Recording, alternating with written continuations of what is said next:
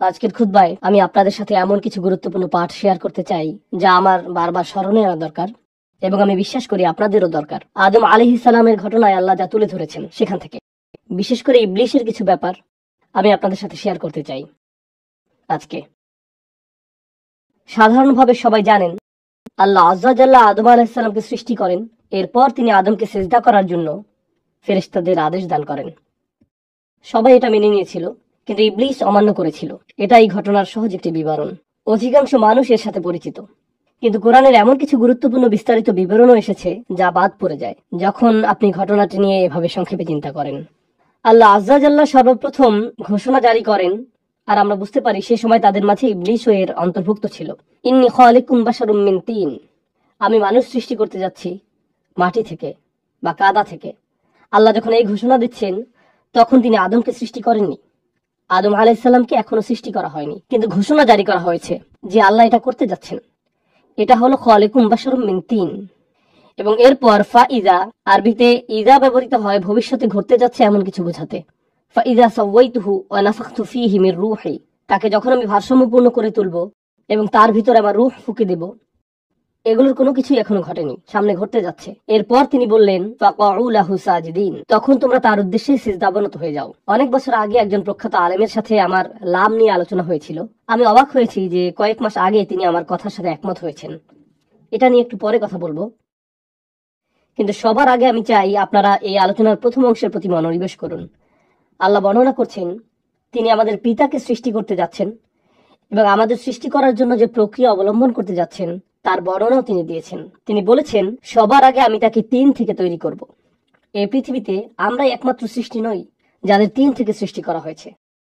বস্তুত সকল প্রাণীকুল অথবা যত ধরনের প্রজাতি এই পৃথিবীতে বর্তমান আছে তার সবই 3 থেকে সৃষ্টি করা হয়েছে। আমাদের এবং এই গ্রহে অবশিষ্ট অন্য সকল জীবের মাঝে এটা একটা কমন উপাদান। সমগ্র প্রাণী জগৎ, সকল পোকামাকড় সবাই 3 থেকে এসেছে। আচ্ছা, বুঝলাম, কিন্তু আল্লাহ এখন যাকে সৃষ্টি করতে যাচ্ছেন তার মাঝে অতিরিক্ত কিছু ব্যাপারও আছে, আমাদের পিতার মাঝে এবং এর সাথে আমাদের মাঝেও। এই সৃষ্টিটি 3 ছাড়াও আরো কিছু, তার মাঝে পাশবিক দিকের অস্তিত্ব ছাড়াও আরো কিছু আছে। প্রসঙ্গত আমাদের এবং পশুদের মাঝে কমন কিছু ব্যাপার রয়েছে। পশু খাদ্য সন্ধান করে এবং আশ্রয় খোঁজে। আমরাও খাদ্য কেনার জন্য মুদি দোকানে যাই, আমরা রেস্টুরেন্টে যাই খাদ্যের সন্ধানে, আমরা আশ্রয় খুঁজি। মূলত এই 2টি প্রধান কারণেই আমরা পড়ালেখা শিখি, চাকরি খুঁজি বা ব্যবসা শুরু করি। দিন শেষে এগুলোর মূল প্রেরণা হলো খাদ্য এবং বাসস্থান। ফ্রিজে খাবার আছে তো? যে বাড়িতে বাস করছেন তা বসবাস করার জায়গা হিসেবে ঠিক আছে তো? বিদ্যুৎ বিল পরিশোধ করতে পারছি তো? কলে পানি আছে তো? আমি যা বলতে চাচ্ছি, খাদ্য সংগ্রহ এবং বাসস্থান নির্মাণের ক্ষেত্রে আমরা অন্যান্য প্রাণী জগতের চেয়ে অনেক বেশি দক্ষ। কিন্তু দিন শেষে এগুলো একই ধরনের মৌলিক কাজ। তারাও জন্মদান করে, তাদেরও বাচ্চা কাচ্চা আছে, তাদের প্রজাতিও জন্মান্তরে চলতে থাকে, মানব জাতিও একই কাজ করে। তো এ অর্থে জীবন চালিয়ে যাওয়ার দৃষ্টিতে আমরা আসলে প্রাণী জগৎ থেকে অতটা আলাদা কিছু নই। এবং অন্য আরো প্রজাতি যা করে, আমরা বাড়ি নির্মাণ করি, পাখি বাসা বানায়। আমরা রিজিকের সন্ধানে বাড়ি থেকে বেরিয়ে পড়ি, পাখিও তার রিজিকের সন্ধানে বাসা থেকে বেরিয়ে পড়ে। এরপর আল্লাহ আরো যোগ করেন কেন কাদামাটি থেকে নির্মিত এই সৃষ্টি পৃথিবীতে বর্তমান থাকা অন্য সকল সৃষ্টি থেকে আলাদা। ফাইজা সাওয়াইতুহু, যখন আমি তাকে সুষম করে তৈরি করব বা ভারসাম্যপূর্ণ করব, মানে কোনো কারুশিল্পকে নিখুঁত করা, ভারসাম্যপূর্ণ করা। উদাহরণস্বরূপ কেউ যদি লোহা বা কোনো ধাতু গলিয়ে জোড়া লাগায়, সে তখন নিশ্চিত করতে চায় যেন উভয় অংশ একেবারে সমানভাবে জোড়া লাগে। তার কাছে জোড়াটাকে নিখুঁতভাবে সমান করার বিভিন্ন যন্ত্র থাকে, একে বলে তাসফিয়াত। তো আল্লাহ বলছেন এক ধরনের ভারসাম্য এবং পারফেকশন এই সৃষ্টির মাঝে যোগ করা হবে যা অন্য সৃষ্টির মাঝে নেই। এক সেন্সে বলতে গেলে অন্য অনেক সৃষ্টির মাঝে আমাদের চেয়েও বেশি ভারসাম্য রয়েছে। বানর 1 হাত ব্যবহার করেই ঝুলে থাকতে পারে, তাদের খুব ভালো ব্যালেন্স রয়েছে। পাখিরা স্বতঃস্ফূর্ত ভাবে বিভিন্ন ভঙ্গিতে উঠতে পারে। তো এখানে আমাদের 2 পায়ে দাঁড়ানোর সামর্থ্যের চেয়েও বেশি কিছু নিয়ে কথা বলা হচ্ছে। আল্লাহ এখানে বলছেন মানব জাতির পরস্পর সাংঘর্ষিক বিষয়ের মাঝে ভারসাম্য রক্ষা করার সামর্থ্য থাকবে। উদাহরণস্বরূপ ব্যক্তিগত প্রয়োজন এবং পারিবারিক প্রয়োজনের মাঝে ভারসাম্য রক্ষা করার সামর্থ্য থাকবে তাদের। তারা ব্যক্তিগত দায় দায়িত্ব এবং সামাজিক দায় দায়িত্বের মাঝে ভারসাম্য রক্ষা করতে পারবে। তারা তাদের অধিকার এবং দায়িত্বের মাঝে ভারসাম্য রক্ষা করতে পারবে। আমাদের সমগ্র জীবনটাই হবে আসলে ভারসাম্যের সমষ্টি। বর্তমানে $মাল্টি-মিলিয়ন এমন সব প্রতিষ্ঠান রয়েছে যেখানে ভারসাম্য শিক্ষা দেওয়া হয়। সফল মানুষেরা, সফল ব্যবসায়ীরা, বড় বড় কর্পোরেশনের কর্মকর্তারা চাকরি জীবনের মাঝে ভারসাম্য রক্ষা করা শিখতে এসব সেমিনারে যোগ দেয়, তাই না? ব্যালেন্স অর্জন করতে। আল্লাহ বলছেন এই মানুষের এমনভাবে জীবনযাপন করার সামর্থ্য থাকবে যে জীবন হবে সব দিক থেকে সমান, ভারসাম্যপূর্ণ। আল্লাহ বর্ণনা করছেন ভারসাম্য রক্ষা করার এই গুণটি মানুষের অন্যতম একটি মহৎ গুণ হবে, যা তাকে বিস্ময়কর করে তুলবে। তাহলে প্রথমত তিনি মানুষকে অন্য সব প্রাণীর মতো করে সৃষ্টি করেছেন, তারপরে এই মানুষের সবকিছুর মাঝে ভারসাম্য রক্ষা করার চমকপ্রদ এক গুণ থাকবে। এই সবকিছুর উপরে ওয়ানাফাখতু ফীহি মির রূহি। প্রসঙ্গত আরো সামনে এগিয়ে যাওয়ার পূর্বে ভারসাম্য নিয়ে আরেকটি কথা বলতে চাই। ভারসাম্য হলো আমাদের আবেগ, অনুভূতি এবং চিন্তা শক্তির মাঝে। এর মানে কি? চলুন এটি ব্যাখ্যা করি। ক্ষুধার্ত কুকুর সামনে কোনো খাবার দেখলে এর প্রতি ঝাঁপিয়ে পড়ে এবং কামড় বসিয়ে দেয়। সে ফলাফল নিয়ে চিন্তা ভাবনা করে না। এখানে আছে শুধু অন্তরের ইচ্ছা, আর কিছু না। কিন্তু মানুষ লোভনীয় কিছু একটা দিকে তাকিয়ে বলতে পারে, না এটা অবৈধ, না ওইটা হারাম, না এটা করা যাবে না। তার বিবেক বুদ্ধির কর্মতৎপর হয়ে ওঠে। সে ফলাফলের কথা ভেবে থেমে যেতে পারে, ইতিমধ্যে দেরি করে ফেলেছেন, এখন আবার রাস্তায় লাল বাতি। এমন সময় ভারসাম্য রক্ষা করার সামর্থ্য আপনার আছে। তাড়াতাড়ি অফিসে যাওয়ার আগ্রহ যেমন আছে, ঠিক তেমনি আইন মেনে চলার বুঝও আপনার আছে। আমরা আমাদের চিন্তা এবং আবেগের মাঝে ভারসাম্য রক্ষা করে চলতে পারি, অন্য সৃষ্টির মতো নয়, যারা কোনো একটা আবেগ জাগ্রত হলেই তা পূর্ণ করার জন্য ঝাঁপিয়ে পড়ে, প্রতিক্রিয়া দেখায়। কিন্তু আমরা ফলাফল নিয়ে ভাবতে পারি, দীর্ঘমেয়াদী চিন্তা করতে পারি, আমরা নিজেদের থামিয়ে দিতে পারি, ভারসাম্য রক্ষা করে চলতে পারি। কোরআনে আমাদের বুদ্ধির নামও ঠিক এভাবে এসেছে, আল হিজর, আন-নুহা। আমাদের বুদ্ধির বর্ণনা দিতে এই শব্দগুলো ব্যবহার করা হয়েছে। হিজর মানে শিলা, পাথর, কারণ পাথর সামনে এগিয়ে যাওয়ার ক্ষেত্রে বাধা তৈরি করে। আর নুহা মানে প্রতিনিষেধ, কারণ আমাদের বুদ্ধি আমাদেরকে বোকার মতো কিছু করতে বাধা দান করে, এটি প্রতিবন্ধকতা সৃষ্টি করে। কখনো কখনো আমি আপনি অতিরিক্ত আবেগতাড়িত হয়ে বোকার মতো কোনো সিদ্ধান্ত নিয়ে ফেলি, বা আমরা এমন কিছু বলে ফেলি যা আমাদের বলা উচিত না, বা এমন কিছু করে ফেলি যা করা উচিত না। আমরা আমাদের আবেগকে ভারসাম্যহীন হতে দিয়েছি। আল্লাহ আজ্জা জাল্লা এখানে বলছেন এমন সব মুহূর্তে ভারসাম্য রক্ষা করার বিস্ময়কর সামর্থ্য মানুষের থাকবে। এরপর তিনি বলেন অনাফাখতু ফীহি মির রূহি, আর তার ভিতরে আমার রূহ ফুঁকে দিব। অর্থাৎ রূহ যা আল্লাহ বিশেষভাবে ডিজাইন করেছেন এই মানুষের জন্য, বিশেষ আধ্যাত্মিক সম্পর্ক, বিশেষ জিনিস যা এই মানুষকে অনন্য উপায়ে মানুষকে আল্লাহর সাথে সম্পর্ক যুক্ত করবে, অসাধারণ শক্তিশালী উপায়ে। আর এই জিনিসটাই মানুষের ভেতরে থাকবে। তো এই রূহ মানুষের ভেতরে থাকবে, অন্যান্য প্রজাতি বা প্রাণীর মতো নয়। বিশেষ ধরনের এক আধ্যাত্মিক আলো মানুষের ভিতরে থাকবে। সুতরাং মানুষকে সৃষ্টি করা হয়েছে তিনটি জিনিসের সমন্বয়ে। তাকে মাটি থেকে তৈরি করা হয়েছে, তাকে ভারসাম্য সহ তৈরি করা হয়েছে, এবং তাকে রূহ দিয়ে সৃষ্টি করা হয়েছে। তিনটি উপাদান আল্লাহ বর্ণনা করেছেন এই আয়াতে, আর তিনি ফেরেশতাদের এগুলো জানিয়ে দিয়েছেন যে এই তিনটি অংশ মানুষকে বিস্ময়কর করে তুলবে। তখন তোমরা সিজদাবনত হয়ে যাও। আল কোরআনে যদি সিজদার উল্লেখ নিয়ে অধ্যয়ন করেন, সমগ্র কোরআনে যদি অনুসন্ধান চালান যে কোথায় আল্লাহ সিজদা নিয়ে কথা বলেছেন, সিজদা নিয়ে কথা বলেছেন তখন যখন বিস্ময়কর কিছু ঘটে, যখন কোনো মিরাকল ঘটে, যখন জাদুকরেরা দেখলো যে মুসা আলাইহিস সালামের লাঠি সাপে পরিণত হয়ে গেল এবং খেয়ে ফেললো। মা ইয়াফিকুন, তারা যা কিছু বানিয়েছিল তার সবকিছু তারা নিজেদের আর থামিয়ে রাখতে পারেনি, তারা সিজদায় অবনত হয়ে গেল। যখন খ্রিস্টানরা রাসূল সাল্লাল্লাহু আলাইহি সাল্লামের সাথে সাক্ষাৎ করতে এলো, তারা কোরআনের তিলাওয়াত শুনলো, তারা আইনুহুম তাফিদু মিনাদ দামঈ, তুমি দেখবে তাদের চোখ অশ্রুতে ভেসে যাচ্ছে। ইয়াখরুনা লিল আযকানি সুজদা, তখন তারা সিজদায় লুটিয়ে পড়ে, কারণ তারা কোরআনের অলৌকিকতায় এতটাই অভিভূত হয়ে পড়েছিল। রাসূল সাল্লাল্লাহু আলাইহি সাল্লামের সিরাতে একটি ঘটনা আছে, কাফিররা শুনছিল, তারা কোরআনে বিশ্বাস করে না, তবু তারা শুনছিল আনজারতুকুম সাইকাতান মিসলা সাইকাতি আদ ওয়া সামুদ, যখন আয়াত অবতীর্ণ হলো, আমি তোমাদের বজ্রপাতে ধ্বংস হওয়ার সতর্ক করছি, আদ সামুদ জাতির নিকট আসা বজ্রপাতের ন্যায়।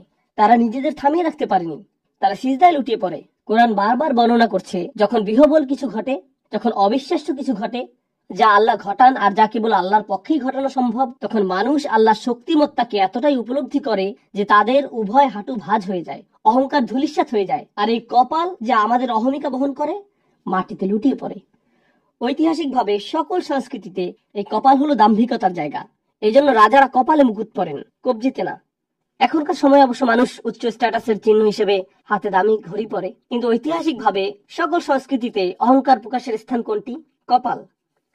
যা কপালে পরা হয়, পাগড়ি কপালে পরা হয়, মুকুট কপালে পরা হয়, এর মাধ্যমে আপনার পদমর্যাদা প্রকাশ পায়। আজকের দুনিয়াতেও এমন কিছু দেশ আছে যেখানে নির্দিষ্ট ধরনের পাগড়ি আছে যেটা শুধু স্থানীয়দের জন্য নির্ধারিত। আপনি যদি পরেন ঝামেলায় পড়ে যাবেন। আপনি অন্য রঙেরটা পড়তে পারবেন, কিন্তু তাদের রঙেরটা পড়তে পারবেন না, এটা তাদের রং। এই কপাল আমাদের গৌরব প্রকাশের স্থান, আমাদের সামাজিক পদমর্যাদা প্রদর্শনের স্থান। এই সমস্ত কিছু মাটি হয়ে যায় যখন আপনি আল্লাহর ক্ষমতা উপলব্ধি করতে পারেন তখন সাথে সাথে সিজদায় লুটিয়ে পড়েন। কোরআন এই ব্যাপারটাই বারবার বারবার তুলে ধরেছে। আল্লাহ এখানে সমস্ত ফেরেশতাদের নিকট দাবি জানাচ্ছেন। ফেরেশতাদের একটা ব্যাপার মনে রাখা গুরুত্বপূর্ণ, ফেরেশতারা যে শুধু দৃশ্যমান বাস্তবতা দেখতে পায় তাই নয়, তারা তো অদৃশ্য জগতের এক সৃষ্টি, যা আমাদের নিকট অদৃশ্য, যেমন আল্লাহর আরশ। আমাদের নিকট যা অদৃশ্য, যেমন জিন জাতি। আমাদের নিকট যা অদৃশ্য, যেমন মহাবিশ্বের গোপন বিষয়। এর অনেক কিছুই ফেরেশতারা দেখতে পান। তারা আকাশগুলোর ভিতর দিয়ে ভ্রমণ করেন। তো আমরা হয়তো একটি পর্বত দেখে চমৎকৃত হয়ে যাই, বা সমুদ্র দেখে, বা ঝর্ণা দেখে দৃশ্যমান জগৎ আমাদের অভিভূত করে ফেলে। কেউ যখন মহাবিশ্ব নিয়ে অধ্যয়ন করে আর ইলেকট্রন মাইক্রোস্কোপ দিয়ে দেখে, তারা দৃশ্যমান মহাবিশ্বের বিশালতা দেখে হতভম্ব হয়ে যায়। ভাবতে পারেন, দৃশ্যমান মহাবিশ্বের সাথে সাথে যারা অদৃশ্য জগৎ দেখছেন, আল্লাহ যা করেন তা দেখে কতটা অভিভূত তারা। উপরন্তু তারা আল্লাহর সাথে যোগাযোগ করতে পারেন। আল্লাহ সরাসরি ফেরেশতাদের সাথে কথা বলেন। তাদের আল্লাহর সাথে উভয় দিক থেকে যোগাযোগ আছে। আর আল্লাহ তাদেরকে বলছেন, এই সৃষ্টিটি এতই বিস্ময়কর যে সুবিশাল মহাবিশ্ব তিনি সৃষ্টি করেছেন, যত কিছু তিনি রেখেছেন, এই অত্যাশ্চর্য দৃশ্যমান এবং অদৃশ্য কাউন, তিনি বলছেন এই সব কিছুর মাঝে এই একটি সৃষ্টি এতই শক্তিশালী যে তোমাদের প্রত্যেকেরই বিস্ময় অভিভূত হয়ে যাওয়া উচিত তিনি যেভাবে আদমকে সৃষ্টি করেছেন তা দেখে, যে তোমরা সিজদায় লুটিয়ে পড়ো। তোমাদের হতভম্ব হয়ে যাওয়া উচিত আল্লাহর এই অত্যাশ্চর্য সৃষ্টি দেখে, হতভম্ব হয়ে যাওয়া উচিত। এবং এর ফলে আল্লাহর সকল ফেরেশতা, ফাসাজাদাল মালাইকাতু কুল্লুহুম আজমাউন, তাদের সবাই একসাথে সিজদায় লুটিয়ে পড়ল। ব্যাপারটা হলো, যখন মুসা আলাইহিস সালামের লাঠি দিয়ে মিরাকল ঘটলো, তখন কয়েকজন জাদুকর সিজদায় লুটিয়ে গেল। যখন কিছু মানুষ কোরআন শুনলো, কিছু অবিশ্বাসী সিজদায় পড়ে গেল, বা কিছু খ্রিস্টান সিজদায় পড়ে গেল। আপনি কিছু মানুষের সিজদায় পড়ে যাওয়ার উল্লেখ পাবেন, কিন্তু এই ঘটনায় আপনি পাচ্ছেন আল্লাহ যত ফেরেশতা সৃষ্টি করেছেন সকলকে সিজদায় পড়ে যাওয়ার আদেশ দেওয়া হয়। কি বিশাল এক মিরাকল, কি বিস্ময়কর এক ব্যাপার ছিল আদম আলাইহিস সালামের সৃষ্টি। কতটা শক্তিশালী এই সৃষ্টি। যদি এটা নিয়ে গভীরভাবে ভেবে দেখেন, আবার বলছি, আদম আলাইহিস সালামকে এখনো সৃষ্টি করা হয়নি। এটা ছিল শুধু ঘোষণা।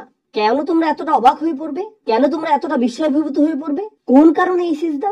কেন তারা তাদের চেহারা নত করে দিবে? ঠিক এই তিনটা জিনিসের কারণে। ইন্নী খালিকুম বাশারুম মিন তিন ফাইযা সাওয়াইতুহু ওয়া নাফাখতু ফীহি মির রূহ। এরপর এসেছে ফা। এটি হলো ফা সাবাবিয়া, অর্থাৎ সেই জন্য বা সেই অনুসারে সিজদায় পড়ে যাওয়া। ফা এখানে সাবাবিয়া হতে পারে। এই মতে তোমরা তার সামনে সিজদায় পড়ে যাও। এখন এই ঘোষণাটি জারি করা হলো। আমরা জানি ইবলিসও ঘোষণাটি শুনল। সে যদি এই ঘোষণা শুনে থাকে, সেও জানে আদমকে সৃষ্টি করা হয়েছে তিনটি জিনিসের সমন্বয়ে। আমি বারবার তিনটি জিনিসের কথা উল্লেখ করছি, কারণ যেন এটা আপনাদের মাথায় একেবারে বদ্ধমূল হয়ে যায়। তিনটি জিনিস, তিনটি জিনিস, তিনটি জিনিস।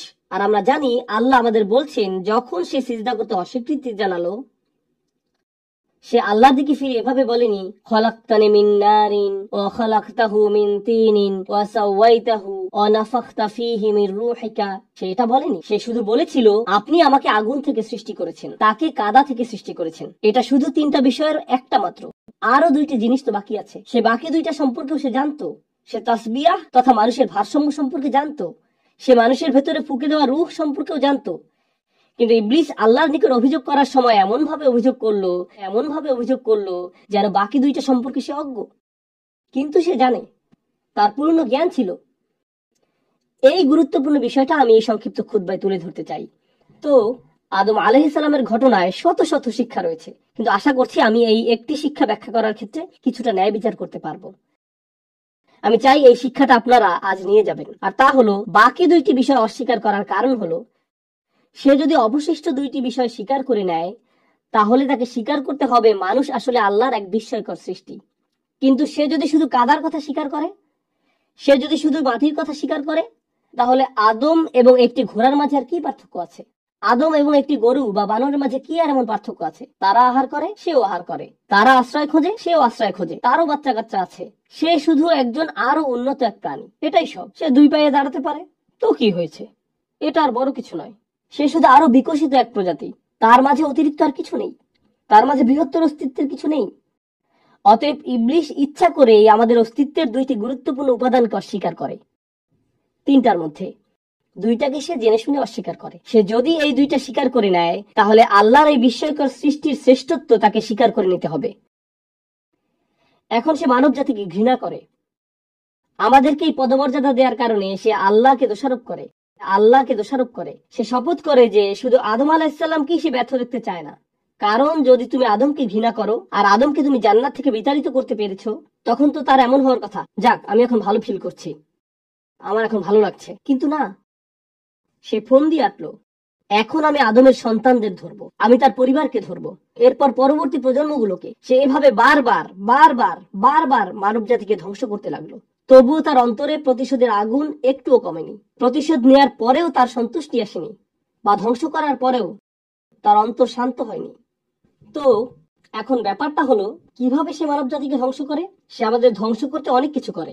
তার কর্মপদ্ধতির মাঝে অন্যতম একটি হলো, এখন আমি আমার খুতবার মূল বিষয়বস্তু নিয়ে কথা বলতে যাচ্ছি। এই প্যাসেজ থেকে যে জিনিসটা আমরা শিখতে পারি, যে কোরআনের এই আয়াতগুলো থেকে, তা হলো ইবলিস চায়নি মানুষ কোনোদিন মূল্যবান কিছু হিসেবে স্বীকৃতি পাক। তার সবচেয়ে বড় সফলতা, তার সবচেয়ে মহান সফলতাগুলোর একটি হলো, সে যদি আমাদের বোঝাতে সক্ষম হয় আসলে আমাদের কোনো দাম নেই, স্বমূল্য তথা নিজেকে দাম দেয়া, মানুষ হিসেবে নিজেকে সম্মান দেয়া আজকের দুনিয়ার অন্যতম একটি বড় সংকট। সমাজ বিজ্ঞানের জগৎ, মনোবিজ্ঞানের জগৎ এবং সমগ্র দুনিয়ার পরিবারগুলো আজ এমন মানুষদের নিয়ে মহা সংকটে আছে, যারা নিজের মাঝে কোনো মূল্য খুঁজে পায় না। আসলে আমাদের কোনো দাম নেই। আগে আমার একটা চাকরি ছিল, এখন আমি অবসরে, কেউ আমার অভিমতের কোনো মূল্য দেয় না, আমার কোনো দাম নেই, আমি সারাদিন বাসায় বসে থাকি, আমার ছেলে চাকরি করে, আমার মেয়ে কলেজে পড়ে, আমি পুরোই মূল্যহীন, আমি এখন সবার বোঝা। এভাবে একজন বৃদ্ধ বাসায় বসে বসে নিজেকে মূল্যহীন ভাবতে থাকে। আমার এখন মসজিদ আর বাসায় আসা যাওয়া ছাড়া কোনো কাজ নেই। নিজের ভিতরে এক ধরনের স্বমূল্যের অভাব সবসময় আমার ভিতরে কাজ করে।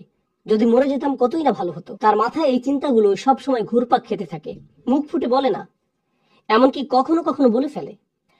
একজন যুবক ছেলেও সে বলে, আমার ভাই ভার্সিটি থেকে অনার্স মাস্টার্স শেষ করেছে, আমার চাচাতো ভাই বড় চাকরি করে, সবাই জীবনে উন্নতি করেছে, অমুকে বিয়ে করেছে, আর আমাকে দেখো, আমার কিছুই নেই, আমি এগুলোর কিছুই অর্জন করতে পারিনি। আমি জীবনে অনেক সময় নষ্ট করেছি, আমার এটা করা উচিত ছিল, ওটা করা উচিত ছিল, সবাই বলছে আমি জীবনে পরাজিত, আমি তো সত্যিই পরাজিত। ইবলিস চায় মানুষজন আপনাকে এমন সব কথা বলুক, আশেপাশের মানুষেরা তারা এমন সব কথা বলবে যার ফলে আপনার নিজেকে মূল্যহীন মনে হবে। আর ওই মানুষগুলো এমনকি বুঝেও না যে তারা এই ক্ষতিটা করছে, এটা তাদের মাথায় আসে না। কিন্তু তাদের এই কথাগুলো আপনার জীবনে ব্যাপক প্রভাব ফেলছে। আপনি তখন ভাবতে শুরু করেন, সম্ভবত আমার কোনো দাম নেই। একবার যখন এভাবে নিম্নমানের আত্মসম্মানে ভোগেন, নিজেকে যথাযথ মূল্য না দিয়ে থাকেন, তখন সব সময় মনে হবে একমাত্র যে উপায়ে আমি কিছুটা মূল্য পেতে পারি তা হলো যদি অন্য কেউ আমাকে দাম দেয়। আমার কোনো কিছুতে যদি অন্য কেউ সমর্থন দেয় তবেই আমার কিছুটা দাম আছে। তাই আমি কি করব? আমি নিজের একটা ছবি তুলব, তারপর সব ফিল্টার অনেকবার পরিবর্তন করে অনলাইনে পোস্ট করব, তারপর অপেক্ষা করব কেউ যদি লাইক দেয় বা লাভ চিহ্ন দেয়, অন্তত পক্ষে মাশাআল্লাহ বা কোনো একটা কমেন্ট। কারণ কেউ যদি দেয়, যাক আমার কিছুটা দাম আছে। আচ্ছা এখন কি করব? আমার তো দাম দরকার, কারণ আমি আবার মূল্যহীন হয়ে পড়ছি। আমি গত 2 দিনে কিছুই পোস্ট করিনি, আমাকে আবার শুরু করতে হবে। আমি আবার নিজেকে মূল্যবান মনে করতে চাই। নিজের মাঝে যদি নিজের মূল্য খুঁজে না পান, তখন আপনি নিজের মূল্য কোথায় খুঁজবেন? অন্য কোথাও, অন্য কারো কাছে। সব সময় অন্য কারো সমর্থনের আশায় থাকেন, সব সময় অন্য কারো প্রশংসার সন্ধানে থাকেন। তুমি তো কিছু বললে না, তোমার কি মনে হয় আমার কি করা উচিত? এই ব্যাপারে তোমার কি মনে হয়? এই ব্যাপারে তোমার কি কি অভিমত আছে? সব সময় আরেকজনের মতামত তালাশ করে বেড়ান, কারণ এছাড়া নিজের কোনো দাম নেই। আবার নিজের ব্যাপারে ভয় পেয়ে যান। আপনার আত্মসম্মান যদি খুব নিম্নমানের হয়, তখন নিজের অধিকারগুলো আদায় করার জন্য সাহস খুঁজে পাবেন না। মানুষ আপনার সাথে অন্যায় এবং অপমানমূলক আচরণ করলেও মনে মনে ভাববেন, আমি তো এমন আচরণেরই যোগ্য, আমি তো এমনিতেই আবর্জনা, এর চেয়ে খারাপ আচরণ পাওয়ার যোগ্য আমি। আরো খারাপ ব্যাপার হলো, ইবলিস আপনার আশেপাশের মানুষদের কাছে এসে বলবে, তাকে অমুক কথাটা বলো, আমি একটা কুকুরের সাথে এর চেয়ে উত্তম আচরণ করি, কিন্তু তুমি তো এর থেকে মন্দ আচরণ পাওয়ার যোগ্য, তাই আমার এতটুকু আচরণেও তোমার খুশি হওয়া উচিত, তোমার নিজেকে ভাগ্যবান মনে করা উচিত। বারবার এমন কথা শুনতে থাকলে কি হয়? আপনিও এগুলো মেনে নিতে শুরু করেন, কারণ মানুষ শুরুতে কিছু একটা প্রত্যাখ্যান করলেও যথেষ্ট সময় ধরে এগুলো শুনতে থাকলে এক সময় এর দ্বারা প্রভাবিত হতে শুরু করেন। আপনি তখন নিজেকে ওইভাবে দেখতে শুরু করেন। আপনি তখন শুধু অন্যদের প্রতি নয়, নিজের প্রতিও এক ধরনের ঘৃণা জন্মাতে শুরু করেন। নিজের প্রতি রাগ সবসময় এমন ভাবে প্রকাশ পায়, আমার মতামতের কোনো দাম নেই, সবার মতের দাম আছে, আমার কথার কোনো মূল্য নেই, সবার কথার মূল্য আছে, আমার উপস্থিতি একটা বোঝা স্বরূপ, আমার কাউকে কিছু দেয়ার নেই। নিজেকে নিয়ে যদি এভাবে ভাবতে শুরু করেন, তাহলে এটা আপনার উপর শয়তানের বিশাল এক বিজয়। কারণ শয়তান তখন বলে, আমি তো ঠিক এটাই বলেছিলাম সব সময়, মানুষ শুধুই কাদামাটি, তাকে দেখো কোথায় তার ভারসাম্য, কোথায় তার রূহ। আর আল্লাহ কি করলেন? আমি আর আপনি এই পৃথিবীতে আসার আগেই আমাদের পিতাকে যা দেয়া হয়েছিল, তার সন্তান হিসেবে আমাদেরকেও সেগুলো দেয়া হয়েছে। 3টি জিনিস: মাটি থেকে আমাদের শরীর, তাসবিয়া তথা ভারসাম্য, এবং আমাদের রূহ। আল্লাহ তার সকল সৃষ্টির উপর আমাদের সম্মানিত করেছেন। সকল সৃষ্টি আমাদেরকে আল্লাহর একটি মিরাকল হিসেবে দেখে। সকল সৃষ্টি আমাদেরকে আল্লাহর একটি মিরাকল হিসেবে দেখে। সকল ফেরেশতাদের সিজদা পাওয়ার যোগ্য। আল্লাহর এক সম্মানজনক সৃষ্টি, আল্লাহর এক আশ্চর্যজনক সৃষ্টি। তো এখন মহাবিশ্বের ফেরেশতারা আপনাকে দেখে মুগ্ধ, কিন্তু আপনি নিজের মাঝে মুগ্ধ কিছুর অস্তিত্ব খুঁজে পান না। নিজেকে আপনার মূল্যহীন মনে হয়। আল্লাহ কোরআনে বলছেন, ওয়ালাকাদ কাররামনা বানি আদম। আর আমি তো আদম সন্তানদের সম্মানিত করেছি, আমি তো আদম সন্তানকে মর্যাদা দান করেছি। জানেন এই আয়াতে আমাকে কি শিক্ষা দিচ্ছে? অন্য কারো কাছে আমাকে নিজের মূল্য খুঁজতে হবে না।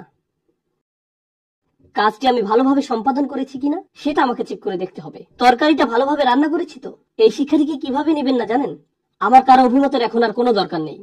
এখন আমি আমার বাসায় যাব আর সব লবণ তরকারিতে ঢেলে দেব, তারপর রান্না করব। রান্নাটা কেমন হয়েছে কারো অভিমতের আমি কোনো পরোয়া করি না, কারণ আল্লাহ আমাকে সম্মানিত করেছেন।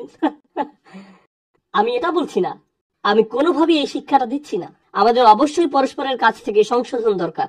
প্রসঙ্গত, যখন নিজেকে মূল্যবান মনে করবেন, তখন সমালোচিত হলে অপমানিত বোধ করবেন না। যখন সত্যিকার অর্থে নিজেকে সম্মান দিতে শিখবেন, তখন উপলব্ধি করবেন যে কেউ যদি আমার সমালোচনা করে বলে, এই যে ভাই আপনি এটা ভুল বলছেন, আপনার অমুক ব্যাপারটা আরো ভালো হওয়া দরকার, অথবা ওইটা আরো ভালো হতে পারত, তখন তারা আসলে আমার উপকার করছে। আমার কাছে মনে হচ্ছে না যে আমি অপমানিত হয়েছি। কারণ আমার যদি খুব নিম্নমানের আত্মসম্মান থাকে, তখন সমালোচনাকে মনে হয় আমাকে যেন আরো নিচে নামিয়ে দেওয়া হলো। কিন্তু আপন অন্তরে যদি নিজের দাম থাকে, তখন এমন অনুভূতি আর তৈরি হয় না।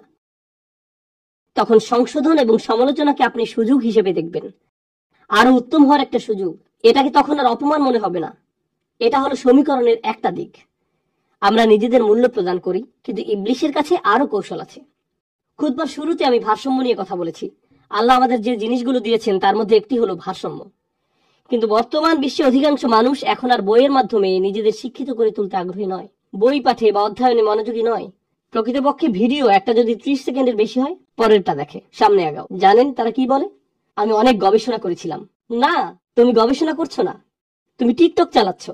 এর নাম গবেষণা নয়। আমি মনোবিজ্ঞান নিয়ে প্রচুর গবেষণা করেছিলাম। না, তুমি করনি। 3 মিনিটের ইউটিউব ভিডিও দেখার নাম গবেষণা না। তুমি কিছুই অধ্যয়ন করনি। কিন্তু আমরা এখন কয়েক সেকেন্ডের শব্দ শোনায় অভ্যস্ত হয়ে গেছি। তাড়াতাড়ি দ্রুত কিছু শিখতে চাই, ফলে কোনো কিছুর বৈধতাও তাড়াতাড়ি চাই। দ্রুত কিছু শিখতে চাই, কোনো কিছুর বৈধতাও তাড়াতাড়ি চাই। এই সমস্ত সোশ্যাল মিডিয়ার পরিবেশে এখন যা হয়, যে একটি বিষয় বারবার চোখের সামনে এসে পড়ে, আত্মানুরাগ, নিজের দাম, আত্মসম্মান, যা নিয়ে আমি এখন কথা বলছি। কিন্তু এই ব্যাপারটা নিয়ে আপনি বাড়াবাড়ি করতে পারেন। তুমি অসাধারণ, তুমিই সেরা, নিজেকে বিশ্বাস করো, তুমি তুমি নাফসু নাফসু। আপনিও তখন আমি নিজে, এভাবে নিজেকে নিয়ে আচ্ছন্ন হয়ে পড়ে থাকতে পারেন। কিছু কিছু পিতামাতারা বাচ্চাদের এমন বানিয়ে ফেলেন, তুমিই সেরা, তুমিই শ্রেষ্ঠ, সব সময় তুমিই হলে রাজকন্যা। 4 বছরের ছোট মেয়েকে বলে, তুমি আমার রাজকন্যা, অন্য সবাই অসুন্দর, তুমিই সেরা সুন্দরী। এরপর এই ছোট বাচ্চাটা একটা দৈত্যে পরিণত হয়। স্কুলে গিয়ে বলে, শোনো সবাই, রাজকন্যা চলে এসেছে, সবাই আমার আংটিতে চুমু দাও। এভাবে সে নিজের সম্পর্কে অযথা উচ্চ ধারণা গড়ে তোলে। আমাদের মূল্য, আমাদের দাম আল্লাহর সামনে এমন কিছু যা আমাদের বিনয়ী করা উচিত। আল্লাহ আমাকে এত উচ্চ পদমর্যাদা দান করেছেন, আমার উচিত এই পদমর্যাদাকে কাজে নিয়োগ করা। আপনাদের নিকট একটি উপমা উপস্থাপন করছি। কল্পনা করুন, নিজের উপর কোনো আস্থা ছিল না আপনার, আপনাকে অতটা যোগ্য মনে করেননি, কিন্তু তবু একটা চাকরির জন্য আবেদন করলেন। এমনিতেই আবেদন করলেন, মনে মনে বলছেন, আমি নিশ্চিত ওরা আমাকে নিবে না। কিন্তু ওদের কাছ থেকে একটা কল এলো, ওরা আপনাকে নির্বাহী পদে নিয়োগ দিতে চায়, অনেক উপরের পদে। আপনি তো নিজের সম্পর্কে জানেন, আমি এই চাকরির জন্য মোটেই যোগ্য না। কিন্তু যাই হোক, ওই পদে আপনার নিয়োগ হয়ে গেল। আমি চাই আপনারা এটা নিয়ে চিন্তা করুন। আমি নিজেও চিন্তা করতে চাই। আমার মাথায় তখন কোন চিন্তাগুলো ঘুরপাক খাচ্ছে? আমি কি ভাবছি? হ্যাঁ, বস এসে গেছে, সবাই সাবধান হও, ওইটা আমার চেয়ার। নাকি ভাবছেন, আমাকে এত বড় এক পদ দেওয়া হলো, নিজের ভালো চাইলেই তাদের প্রত্যাশা অনুযায়ী আমার কাজ করা উচিত। ব্যাপারগুলো দ্রুত বুঝে নেওয়া উচিত, নিজেকে দ্রুত খাপ খাইয়ে নেওয়া উচিত। যে দায়িত্ব আমাকে দেওয়া হয়েছে একে সম্মান জানানো উচিত, যেন আমি নিজের যোগ্যতা তাদের দেখাতে পারি।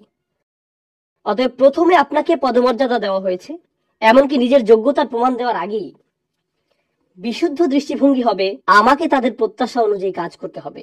ভালো লাগুক বা না লাগুক, আমার জন্য উত্তম হবে কাজে নেমে পড়া। বুঝতে পারছেন? এর উল্টোটা হবে, নিজের যোগ্যতার প্রমাণ না দিয়েই কেউ যদি পদটি পেয়ে যায়, এরপর বলে এখন কি আর কিছু করতে হবে, আমি তো পদটা ইতিমধ্যে পেয়েই গেছি। এখন আমি এমন সবার দিকে নিচু দৃষ্টিতে তাকাতে পারি যারা এই পদ পায়নি। ওরা যেমন বলে আসলটা বানানোর আগ পর্যন্ত নকলটা দিয়ে চালাও। এটা তো আর এভাবে কাজ করে না, এটা মূলত দাম্ভিকতা সুলভ আচরণ। তো একদিকে আমরা নিজেদের মূল্য প্রদান করি, আল্লাহ আমাদের যে সম্ভাবনা দান করেছেন আমাদের মূলত সে সম্ভাবনাকে মূল্য দেওয়ার কথা। চেষ্টা সাধনা চালানোর যে সামর্থ্য আল্লাহ আমাদের দান করেছেন মূলত তাকে আমাদের মূল্য দেওয়ার কথা, পার্থিব উপায় উপকরণ নয়। উপায় উপকরণ তো আল্লাহ যে কাউকে দিতে পারেন, আর এই জিনিসগুলো আসবে যাবে। একমাত্র যে ব্যাপারটার মূল্য আল্লাহর কাছে আছে এবং আমাদের কাছে থাকা উচিত তা হলো আমাদের প্রচেষ্টাগুলো। ওয়া আল্লাইসা লিল ইনসানি ইল্লা মা সাআ। শেষ বিচারের দিন মানুষের কাছে মূল্যবান কিছুই থাকবে না, শুধু তাদের প্রচেষ্টাগুলো ছাড়া। একমাত্র এটাই। এজন্য ভারসাম্য স্থাপন করতে হবে আত্মবিশ্বাস এবং বিনম্রতার মাঝে। কারণ নিজেকে অতিরিক্ত মূল্যবান মনে করলে তা দাম্ভিকতায় পরিণত হতে পারে, আর অতিরিক্ত বিনম্র হলে ভাবতে শুরু করবেন আমি কেউ না, কিছুই না। আপনাদের এমন একটি উদাহরণ দিচ্ছি যেটা আমি ইসলামী পরিমণ্ডলে দেখেছি। অনেক বছর আগে আমি একটি ভার্সিটিতে গিয়েছিলাম। সেখানে প্রায় কোনো মুসলমান ছিল না। 5-6 জন মুসলিম যুবক ছাত্র উপস্থিত হলো। ধরুন 100 মাইলের মধ্যে কোনো মসজিদ ছিল না, এজন্য তাদের নিজেদেরকে জুমার নামাজের আয়োজন করতে হয়েছিল। এই 5 জন তরুণকে, তাদের মাঝে একজন ছিল হাফেজে কোরআন। স্পষ্টত তার উপরে দায়িত্ব এসে পড়লো প্রস্তুতি নেওয়ার, কিছু শেখা, যেন খুতবা দিতে পারে এবং নামাজের ইমামতি করার। কিন্তু সে করবে না, সে রাজি হলো না। জিজ্ঞেস করা হলো কেন তুমি খুতবা দিতে চাও না? ভাই আমি কিছুই জানি না, আমি শুধু একজন ফকির। আমি জানি আল্লাহর সামনে আমি খুবই মূল্যহীন। আমি কিভাবে মিম্বারে দাঁড়াবো যেভাবে রাসূলুল্লাহ সাল্লাল্লাহু আলাইহি ওয়াসাল্লাম দাঁড়াতেন, কারণ আমি জানি আমি এমনকি ওলামাদের পায়ের ধুলোর সমানও নই। এভাবে সে বিনম্রতা নিয়ে বিশাল এক বক্তব্য দেওয়া শুরু করলো। কিভাবে না না না, আমি কিছুই না, আমার দাম নেই, আমি একটা অপদার্থ। আমি বললাম আমি জানি তুমি একটা অপদার্থ, কিন্তু তবুও ব্যাপারটা হলো তুমি যদি এটা না করো, এই ছেলে ইংরেজিতে নামাজের ইমামতি শুরু করবে। সে হাত তুলে বলবে গড ইজ গ্রেট, এরপর সে এভাবে পড়াবে। তাই তোমাকে এগিয়ে আসতে হবে ভাই। তুমি এমন একটা পরিস্থিতিতে পড়ে গেছো, এর সাথে অহংকারের কোনো সম্পর্ক নেই। তুমি আত্মবিশ্বাসের প্রয়োজন আর অহংকারের মাঝে একটা তালগোল পাকিয়ে ফেলেছো। এখন আত্মবিশ্বাস প্রদর্শনের সময়, কিন্তু অতিরিক্ত আত্মবিশ্বাস আবার সমস্যা তৈরি করবে। মনে করুন সে খুতবা দেওয়া শুরু করলো, আর কেউ এসে বলল ভাই এর সপ্তাহে একজন আলেম খুতবা দিবেন। সে তখন উনি কেন আমার স্থান দখল করে নিচ্ছেন? আমি খুতবা দিতে ভালোবাসি, ওনাকে কেন আমার জায়গা দিতে হবে? তাকে কি শনিবারে খুতবা দিতে বলতে পারো না? আমি জানি না বিকল্প আছে কিনা, কারণ আমি প্রধান স্টেজে থাকতে থাকতে অভ্যস্ত হয়ে গেছি। এটা হলো অহংকার। অতএব একদিকে আছে আত্মবিশ্বাস, অন্যদিকে আছে বিনম্রতা। এ দুটোর মাঝে ভারসাম্য প্রতিষ্ঠিত হতে হবে। আল্লাহ আজ্জা জাল্লাহ ঠিক এটাই বর্ণনা করেছেন যে মানুষের বিস্ময়কর গুণগুলোর মাঝে এটা হবে অন্যতম। আল্লাহ আমাদের ভেতরে এটা স্থাপন করে দিয়েছেন। একদিকে আছে আধ্যাত্মিক জগৎ, অন্যদিকে আছে বস্তুগত জগৎ। একদিকে আছে আত্মবিশ্বাস, অন্যদিকে আছে বিনম্রতা। উভয়ের মাঝে আছে তাসবিয়া। সব সময় এক প্রান্তে আল্লাহ উল্লেখ করছেন কাদামাটির কথা, আর অন্য প্রান্তে রূহের কথা, দুইটি বিপরীতমুখী বৈশিষ্ট্য। আর ঠিক মাঝখানে তিনি ভারসাম্যের কথা উল্লেখ করছেন, ফাইদা সাওয়াইতুহু নাফাখতু ফীহি মির রূহ। সুবহানাল্লাহ। আমাদের সমগ্র জীবন তো এই ভারসাম্য খুঁজে পাওয়ার সংগ্রামে ব্যয়িত হওয়ার কথা। সত্যিকারের মূল্য আমাদের নিজেদের ভেতরে, যেন আমরা অন্য মানুষের মাঝে এটা খুঁজে না ফিরি, বস্তুগত জিনিসের মাঝে খুঁজে না ফিরি, সোশ্যাল মিডিয়ার পোস্টের মাঝে খুঁজে না ফিরি, বা এঙ্গেজমেন্ট বা ফলোয়ারের মাঝে। আমরা নিজের মূল্য নিজের পরিধেয় বস্ত্রের মাঝে না খুঁজি। আমরা যেন মূল্য খুঁজি আমরা আল্লাহ আজ্জা জাল্লাহকে কি কি দিতে পারি তার মাঝে। আপনি যদি একজন বৃদ্ধ মানুষ হয়ে থাকেন বা অবসরপ্রাপ্ত হয়ে থাকেন, আর আপনার মনে হয় পৃথিবীকে দেওয়ার মতো আপনার কিছুই নেই, এভাবে চিন্তা করা বন্ধ করুন। আমাদের প্রত্যেকে এই দুনিয়া থেকে বিদায় নেওয়ার দিন পর্যন্ত একজন শিক্ষার্থী। এমন কোনো বয়স নেই যে বয়সে ধর্মীয় শিক্ষা অর্জন বন্ধ করতে হবে। আপনি যত বেশি শিখবেন তত বেশি নিজেকে সমৃদ্ধ করবেন, আর নিজে যত বেশি সমৃদ্ধ হবেন প্রকৃতগতভাবে আপনার চারপাশের দুনিয়াও এতে বেশি সমৃদ্ধশালী হয়ে উঠবে। আরো বেশি প্রজ্ঞা আপনি পৃথিবীকে দিতে পারবেন। এক ব্যক্তি, শেষ এই বিষয়টাই আজ আপনাদের সাথে শেয়ার করব। আমার পরিচিত এক ভদ্রলোক সম্প্রতি মারা গেছেন। এক বয়স্ক লোক, যিনি বহু বছর পূর্বে চাকরি থেকে অবসর নিয়েছেন। এরপর নিজের ঘরেই থাকতেন সবসময়। তিনি তার সমগ্র দিন অধ্যয়ন এবং জ্ঞান অর্জনে, অধ্যাবসায় এবং শেখার কাজে ব্যয় করতেন। যখন তিনি পরপারে চলে গেলেন, তার সন্তানেরা, তার তো আর চাকরি ছিল না। যদি ওনার দিকে দুনিয়াবী দৃষ্টিতে তাকান, উনি ছিলেন পরিবারের জন্য অর্থনৈতিক বোঝা স্বরূপ। তাকে নিয়ে আমরা কি করব, কে তার যত্ন নিবে। কিন্তু পক্ষান্তরে উনি যখন মারা গেলেন, ওনার ছেলে মেয়েরা, ওনার নাতি নাতনিরা, তারা সবাই ওনার কোন কোন ব্যাপারগুলো স্মরণে আনতো, যে বিষয়গুলো তিনি পড়তেন এবং সবার সাথে শেয়ার করতেন, যে প্রজ্ঞাপূর্ণ কথাগুলো উনি শেয়ার করতেন, জ্ঞানের এই ছোট ছোট কথাগুলো। আপনি জানেন না, হয়তো তার নাতি নাতনির জীবন পরিবর্তন করে দিতে পারে।